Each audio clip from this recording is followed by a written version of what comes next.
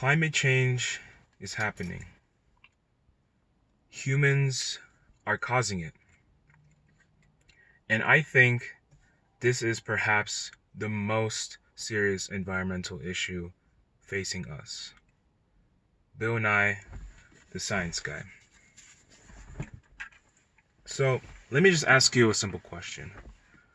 When was the last time you thought about climate change or global warming in general? When was the last time you talked about it with your family or friends? Do you even believe in climate change, or do you think it's not really a big problem we should be dealing with? Well, I can definitely tell you I have noticed and done some research about global warming and climate change. First of all, you have the ocean temperatures rising. You have the coral reefs in Australia that are getting bleached because of the rise in temperature in the oceans.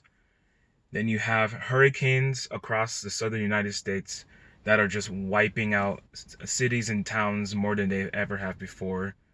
You have record fires like the ones in Australia, and then you also have snowfall in places that literally never get snow, like Florida and Texas. So let me just start off with the definition of global warming for you all today.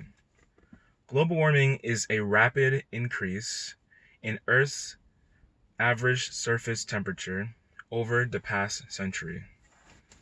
And the definition of climate change is a change in average conditions that include rainfall and temperature. So I can give you an example of how I think climate change is real.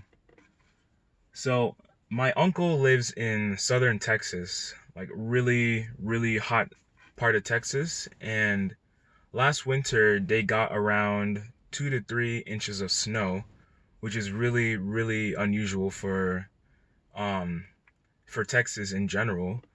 So he called me and he was like, "Oh, we're having snow," and I'm like, "Really? That's I don't know. I don't know if that should be alarming or not, because places like that shouldn't be getting snow."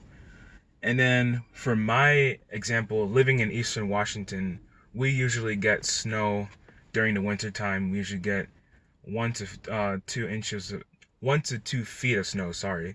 Um, but last winter, we only got around maybe 5 or 6 inches, and it was just a really warm winter in general, and that's usually not something we see during the winter time. So I just thought to myself, are those effects of climate change, or is that just another thing to do with the weather or the precipitation? But there are some things we as humans can do to reduce the effects of climate change and global warming on this earth. The first thing we can do is bike. We can use less cars and bike more around town if you can. If anyone owns a bike, recommending that people bike more is always helpful. Eating less dairy and drinking less dairy, eating less dairy and eating less meat products. And you're probably wondering why I'm talking about those two and how those contribute to climate change, but I'll get to that in a minute. And increasing the use of windmills and solar panels. And I think those are pretty important aspects that we could use to reduce the effects of climate change and global warming. So, first thing that I was talking about was biking. Biking is a low emission to zero emission mode of transportation you can use. Um, Biking is also really good exercise. Um, and it also reduces the amount of traffic in towns and cities. And when more people are biking on the roads, there's less traffic and um, less, what's the word? congestion, that's the word, yeah.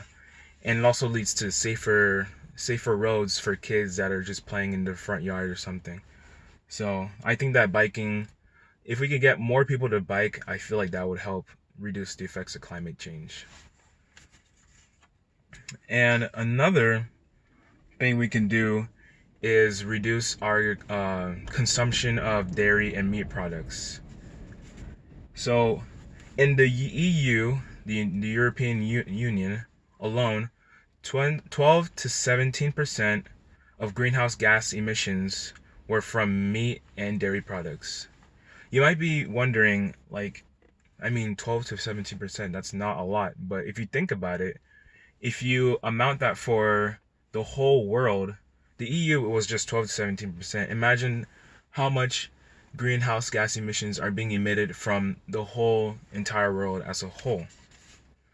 And the truth is, global livestock produces more greenhouse gases than cars, planes, ships, and trains combined. That is a really alarming fact right there.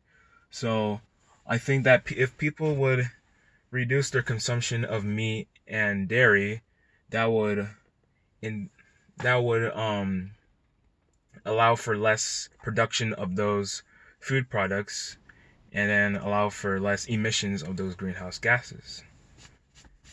And the third thing that humans could also do today is increasing the use of solar panels and the use of windmills. Windmills and solar panels have been used for many years. Windmills are becoming a lot more popular in the US as a source of energy, but coal is still a predominant source of energy in the US. According to the EPA, coal contributes to 31% of all carbon dioxide in the atmosphere. That is why I think windmills would be a great alternative to those. They're cost efficient and they don't emit any sort of carbon dioxide into the atmosphere. Solar panels might be a little bit expensive. Windmills have been proven to kill birds like eagles and other birds like that, but we're just trying to figure out ways to make them more efficient than using coal and other dirty sources of energy like that. So I really hope that after this, you will all be able to think about climate change and just think about ways you can help lower the effects of it, because the earth is quote unquote dying in a way